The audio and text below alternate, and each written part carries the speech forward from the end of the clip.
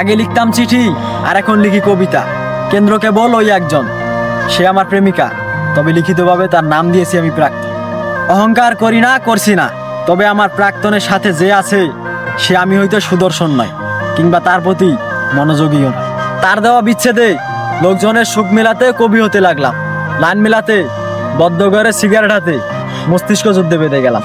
রাস্তার মোড়ে কিংবা বাজারে লোকজন এখন নিয়মিতই খোঁজ নেয়। এক কথায় ভালোবাসার অভাব নাই, যার অভাব কেবল সেই বুঝে নেই। আমার সকল দুঃখ বেদনার কেন্দ্র কেবল ওই একজন, আমি আজ সম্মানের সাথেই তার নাম দিয়েছি প্রাক্তন।